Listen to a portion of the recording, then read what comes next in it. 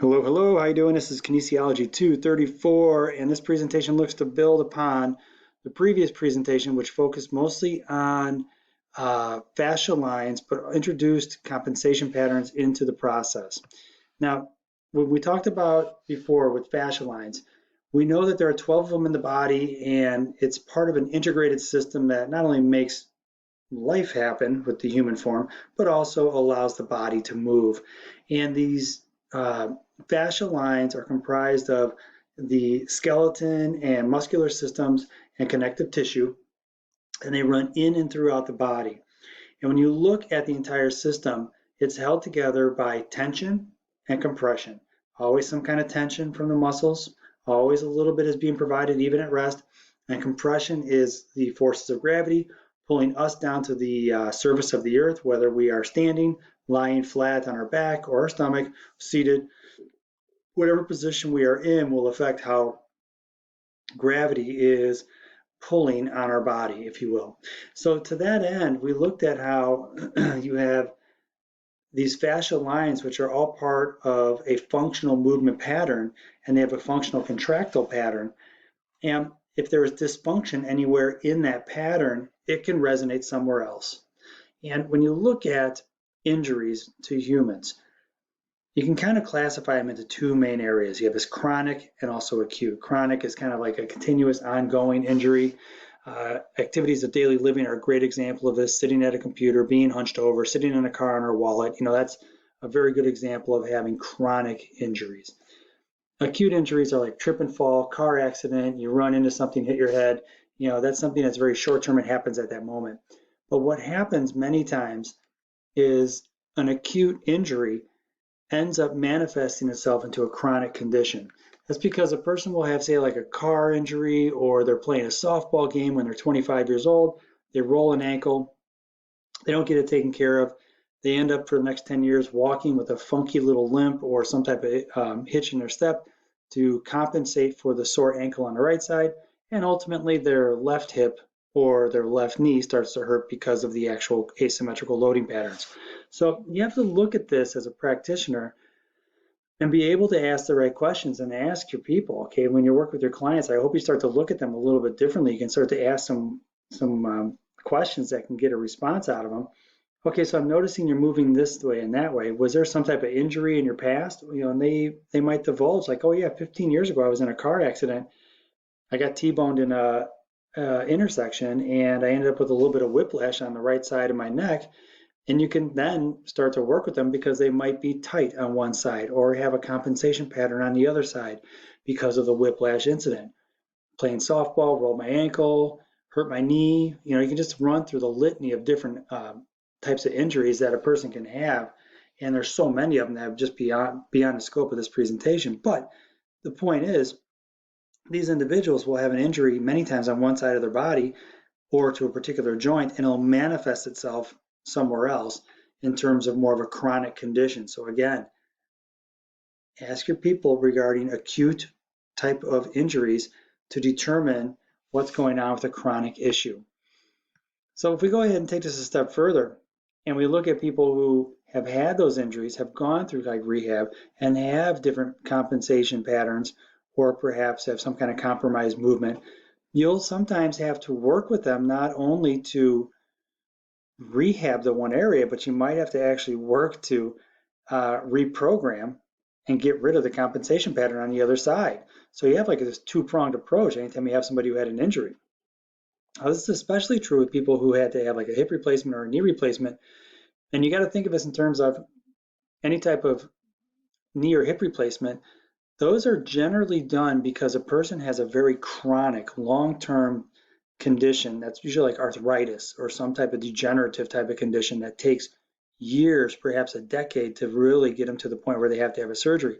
And part of that is specifically because of the components have a usable life. And that usable life is about 20 years. So if you're a 40-year-old and you have a hip issue and you want to have it replaced, if you have it replaced today at 40 years old, you're going to have another one when you turn 60, when you're a lot older. And then you're going to have another one, God help you, if you're living till 80, that's going to be replaced again. So many times people who have a chronic hip issue like arthritis will push off a surgery as long as possible so they can push that window further and further out so they only have to have one of these things.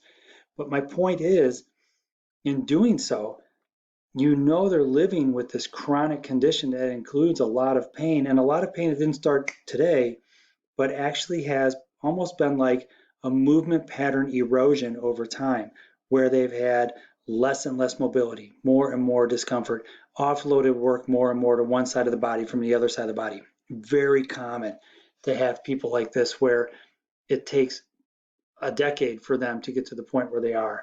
And then they wake up after having surgery, and very typical to have this conversation with clients, they don't have that intense pain or discomfort in the joint that was replaced. That's gone. The arthritis pain is gone. But what really hurts is the surgical component that they just had done. But it's kind of freaky to them because they've had this nagging pain that's been with them for 10 years. And now all of a sudden it's gone. And there's like this feedback loop that they used to have about their hip or their knee has just been completely eliminated. The other component to this is when you work with people who have had a hip replacement or a knee replacement or different parts like a shoulder replacement, as soon as they put a component in their body, not only is the pain feedback loop been removed, but the other part of it is they now have some component in their body that's made out of perhaps titanium, right? And as a result, this piece is in their body and it has no proprioceptive qualities to it. It's almost like a blind spot in their body. So individuals have to go through a learning curve, and they do this in rehab, but you'll have to do some of this as an extension of rehab. Help the person to kind of re-educate where they are in space because they don't have the proprioception available to them that they did before. And now that they don't have this strong feedback loop of pain altering their movement patterns, you can take them through a re-education process to get them moving symmetrically.